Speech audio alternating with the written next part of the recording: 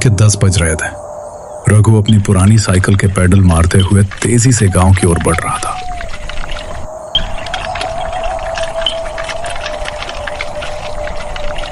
अचानक जोरदार गड़गड़ाहट होती है।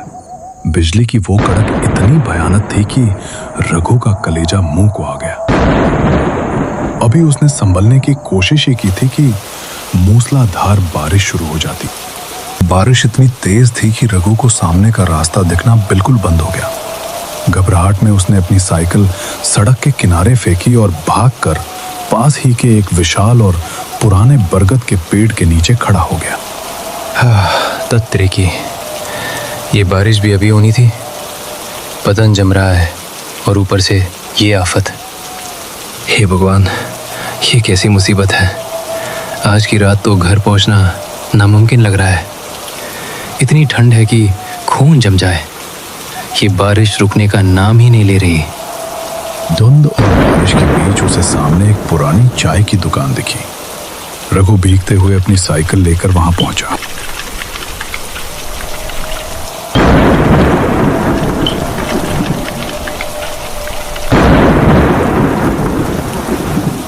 राम राम काका, एक गरम चाय मिलेगी?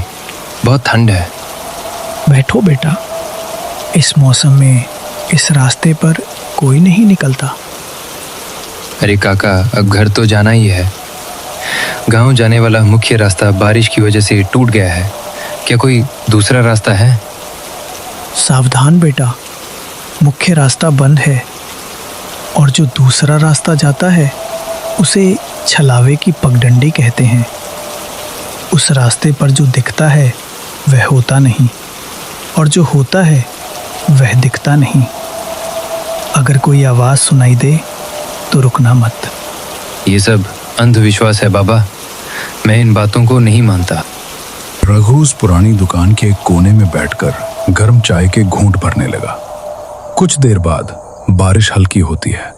आसमान में बादलों की गड़गड़ाहट अब कम हो चुकी थी, लेकिन सन्नाटा पहले से कहीं ज्यादा गहरा और डरावना हो गया था। बेटा, बारिश तो रुक गई, पर याद रखना, इस अंधेरे में आंखें जो देखेंगी उस पर यकीन मत करना। हे बूढ़े लोग बस डराना जानते हैं। सीधा रास्ता तो टूटा पड़ा है। अब इसी छलावे वाले रास्ते से जाना ही एकमात्र विकल्प है। रघु ने उसकी बात अनसुनी कर दी। उसने अपनी साइकिल उठाई और पगडंडी की ओर बढ़ गया। रघु ने पीछे मुड़कर नहीं देखा और अपनी पूरी ताकत लगाकर साइकिल के पैडल मारने लगा। उसे लगा कि वो खतरे से दूर निकल आया है, लेकिन तभी अचानक धीरे धीरे फिर बारिश होने लगती है। इस बार हवा में एक ऐसी ठंडक थी जो हड्डियों के आर पार जा रही थी। कोहरा इतना घना हो गया कि साइकिल चलाना नामुमकिन हो गया। तभी सड़क के किनारे उसे एक पुरानी और जर्जर सी झोपड़ी दिखाई दी।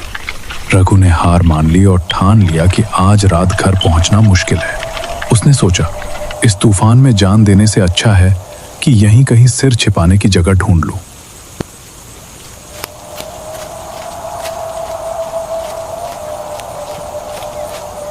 कोई है? घर के अंदर कोई है क्या? अंदर से एक मध्यम सी पीली रोशनी छनकर बाहर आ रही थी। तभी दरवाजा धीरे से चरमराहट के साथ खुला। अंदर से एक औरत बाहर आती है। जी, मैं राई हूँ। बारिश और ठंड की वजह से आगे नहीं जा पा रहा। क्या मुझे आज रात के लिए यहाँ बास मिलेगी? जी हाँ, क्यों नहीं, अंदर आ जाइए। इस मौसम में बाहर रहना मौत को दावत देना है। झोपड़ी का माहौल कुछ ऐसा था कि रघु की घबराहट और बढ़ गई। झोपड़ी के अंदर सन्नाटा था और वो बहुत पुरानी मिट्टी से बनी हुई थी। उसकी दीवारों से सोंधी महक के साथ साथ एक अजीब सी सड़न की गंध भी आ रही थी। हैरानी की बात यह थी कि बाहर से वो झोपड़ी बिल्कुल अच्छी और नई दिखती थी, लेकिन अंदर कदम रखते ही ऐसा लगा जैसे रघु सदियों पुरानी किसी कब्र में आ गया हो। छत से मकड़ी के जाले झूल रहे थे और कोने कोने में काली परछाइयां नाच रही थी। सिर्फ चूल्हे में जलती लकड़ियों की चट चट आवाज आ रही थी, जो उस सन्नाटे को और भी डरावना बना रही थी। रघु का शरीर ठंड से अकड़ रहा था और उसे तेज भूख सताने लगी थी। बाहर से तो घर कितना साफ सुथरा लग रहा था, पर अंदर तो जैसे बरसों से किसी ने झाड़ू तक नहीं लगाए। तो रघु की नजरें मांस के उन टुकड़ों पर जम गई। और ये मांस इतना लाल क्यों है? रघु धीरे से अपनी जगह से उठता है और चूल्हे पर रखे बर्तन में क्या पक रहा है यह देखने की कोशिश करता है। जैसे ही वो चूल्हे की ओर बढ़ा, उसकी नजर सामने दीवार पर टंगे हुए एक पुराने और फूटे हुए आईने पर पड़ी। उस आईने के टूटे हुए कांच में जो दिखा, उसने रघु के पैरों तले जमीन खिसका दी। आईने में वो सुंदर औरत नहीं, बल्कि एक डरावनी चुड़ैल का साय दिख रहा था, जिसके बाल बिखरे हुए थे और चेहरा सड़ा हुआ था। उसने धीरे से गर्दन घुमाकर उस औरत की ओर देखा। अब तक जो चेहरा उसे सामान्य लग रहा था, वो अचानक बदल गया। उस औरत का चेहरा अब एक चुड़ैल जैसा दिख रहा था। रघु पूरी तरह घबरा जाता है। वो बिना एक पल गवाए उस कमरे से भाग निकलता है। बाहर मूसलाधार बारिश और अंधेरा था, पर मौत का खौफ उससे कहीं ज्यादा था। वो अपनी साइकिल उठाता है और पागलों की तरह भागने लगता है। रघु ने जैसे ही पीछे मुड़कर देखा तो उसका कलेजा फटने को हो गया।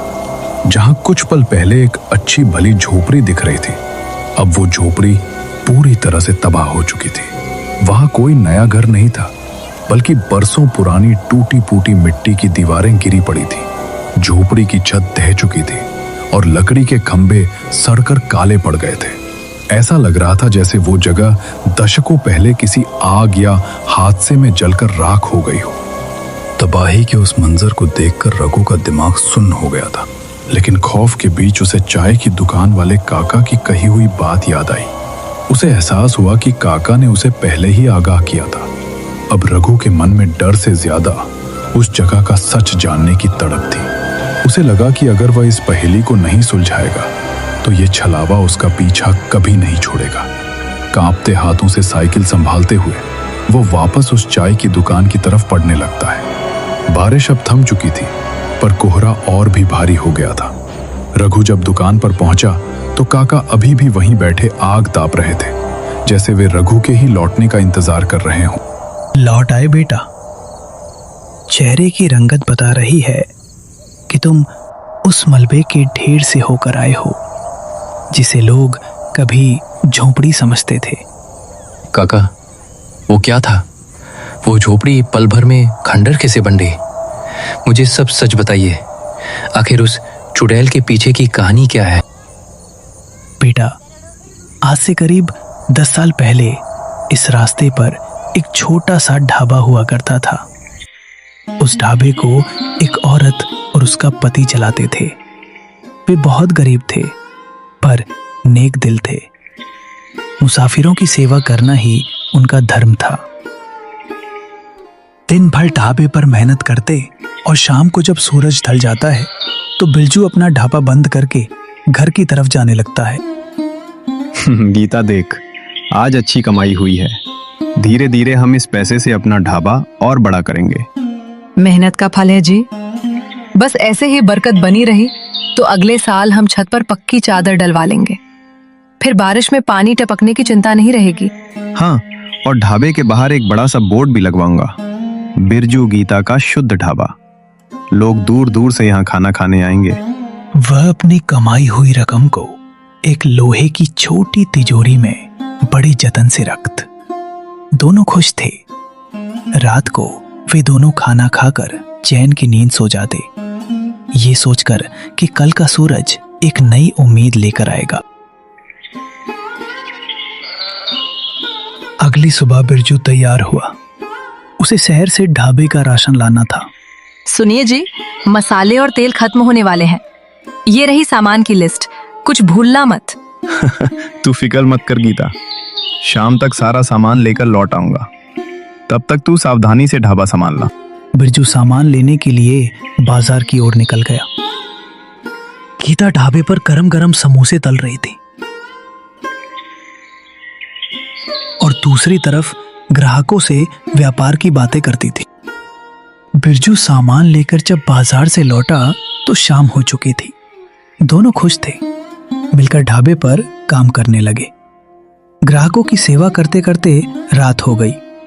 उस दिन कमाई बहुत अच्छी हुई थी।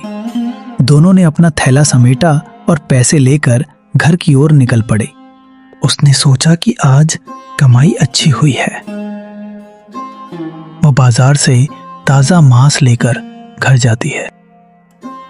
घर पहुंचकर गीता रसोई में खाना बनाने लगी। बिरजू दिन भर की थकान के बाद बिस्तर पर लेटा हुआ था। घर का दरवाजा खुला था। तभी कुछ नकाबपोश लुटेरे घर में घुस आए। उन्होंने सीधा उस तिजोरी पर धावा बोल दिया। तिजोरी के हिलने की आवाज सुनकर बिरजू देखने गया तो देखा कि लुटेरे तिजोरी से पैसे निकाल रहे हैं। वह निहत्था ही उन लुटेरों से भिड़ गया और उन्हें मारने लगा। दूसरे लुटेरे ने भारी हथियार से और उसका सर फोड़ दिया। बिरजू खून से लथपथ होकर वहीं गिर पड़ा। अपने पति की चिल्लाने की आवाज सुनकर गीता रसोई से भागती हुई आई। उसने बिरजू को जमीन पर तड़पते देखा तो उसकी चीख निकल गई। लेकिन उन दरिंदों को दया नहीं आई। उन्होंने गीता के सिर पर भी उसी हथियार से जोरदार वार किया। पल भर में वो हंसता खेलता घर शमशान बन गया। लुटेरों ने उन दोनों की हत्या कर दी और पैसे लेकर अंधेरे में गायब हो गए। लेकिन गीता की रूह वहीं भटकती रह गई। काका की बातों ने रघु के दिमाग में उथल पुथल मचा दी थी। काका, अगर वो औरत मर चुकी है तो वो मांस कहाँ से लाती है? और वो चूल्हा आज भी कैसे जल रहा है? क्या वो जगह सच में अस्तित्व में है? काका की आंखें अचानक रघु के पीछे किसी चीज पर टिक गई। पीछे मुड़ो रघु, वो तुम्हें बुला रही है। रघु कांपते हुए जैसे ही पीछे मुड़ता है, उसकी चीख गले में ही दब गई।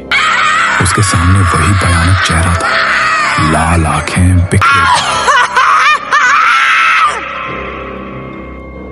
रघु घबराकर वापस काका की ओर पलटा, लेकिन वहां कोई नहीं था।